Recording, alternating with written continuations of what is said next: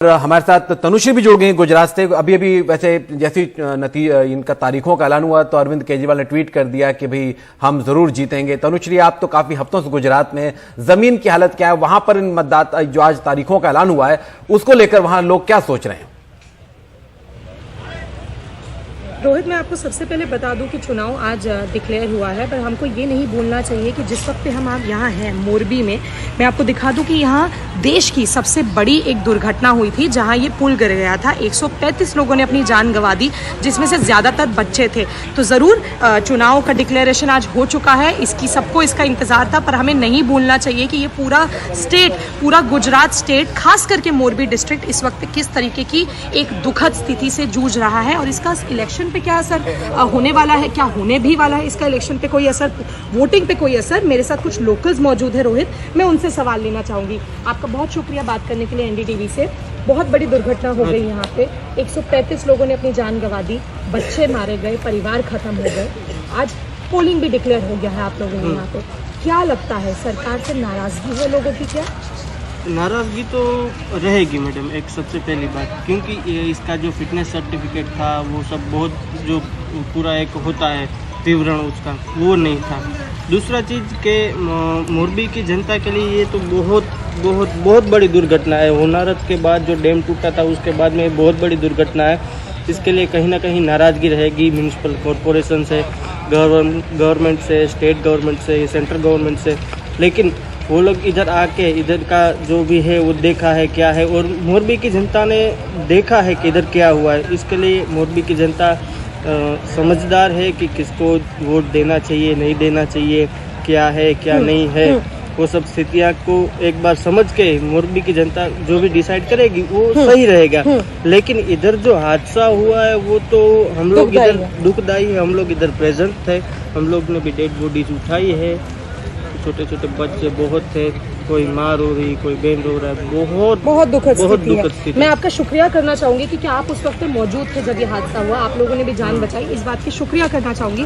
दादा, आपसे एक सवाल लेना चाहूंगी मैं यहाँ पे कि आज चुनाव आज डिक्लेयर हुआ है, मोरबी एक ऐसी जगह बन गई है, जब भी बड़ी दुर्घटनाओं में गिना जाएगा भारत में तो मोरबी जो शहर अब तक कोई नहीं जिसको जानता था, बहुत से लोग नहीं जानते थे, उसका नाम गिना जाएगा। क्या लगता है चुनाव पे इसका कैसे असर पड़ने वाला है? सरकार से क्या नाराजगी है?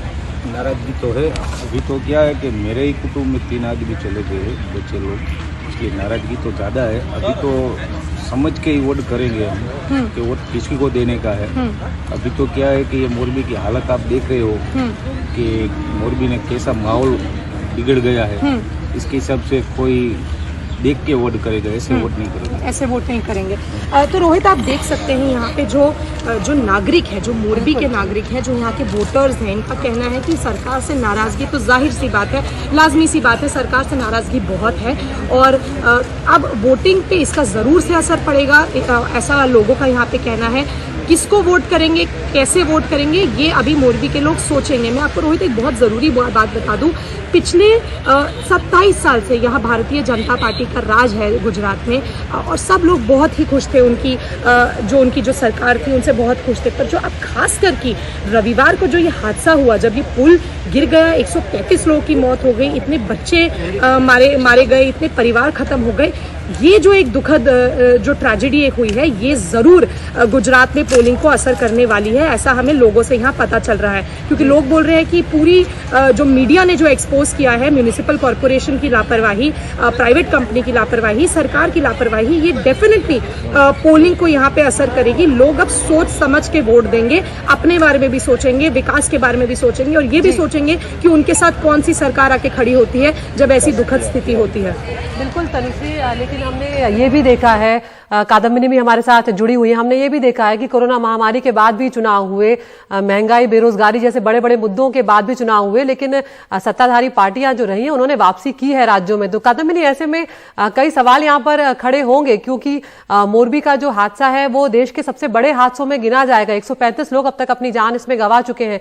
लेकिन क्या जब जनता वोट करने जाती है तो अक्सर हम देखते हैं कि ये बड़े मुद्दे जो है कहीं पीछे रह जाते हैं और जाति और कुछ और चीजें ही सामने आ जाती हैं और वो बड़ा रूप ले लेती है वोटिंग करते वक्त।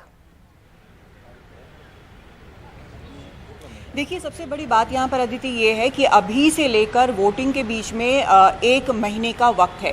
अब ये जो पॉलिटिकल पार्टीज़ हैं वो किस तरह से मोरबी की दुर्घटना को किस तरह से जनता के सामने रखती हैं। बीजेपी के सामने ये चुनौती होगी कि वो किस तरह से इस दाग से खुद को बचाए, जबकि इतनी तरह की लापरवाहियाँ वहाँ पर सामने आई हैं और ये साफ तौर पर ऐसी लापरवाहियाँ हैं जिसने कई परिवार को ख़त्म कर दिया है। लेकिन जैसा आपने भी कहा कि कई बार ऐसा होता है, हमने कोविड के दौरान भी देखा, उसके बाद भी जो इलेक्शंस हुए वो भी देखे, तो क्या कोविड में जो लोग मरे थे, जिनकी मौत हुई थी अस्पतालों की कमी से, ऑक्सीजन की कमी से, क्या ये एक बड़ा मुद्दा बना था?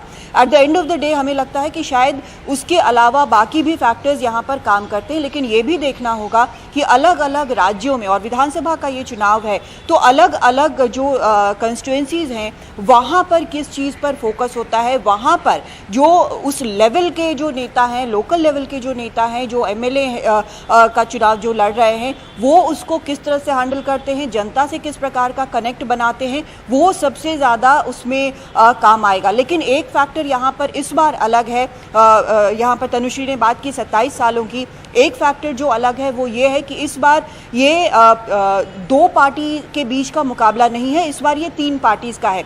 और आम आदमी पार्टी और जिस तरह से कांग्रेस ने पिछली बार काफ़ी अच्छा परफॉर्मेंस किया था, वहाँ पर कांटे की टक्कर दी थी बीजेपी को, तो दोनों ही वहाँ पर जी जान लगा देंगे जीत के लिए और इस मोरबी हादसे को लेकर सवाल ज़रूर उठाए जाएंगे।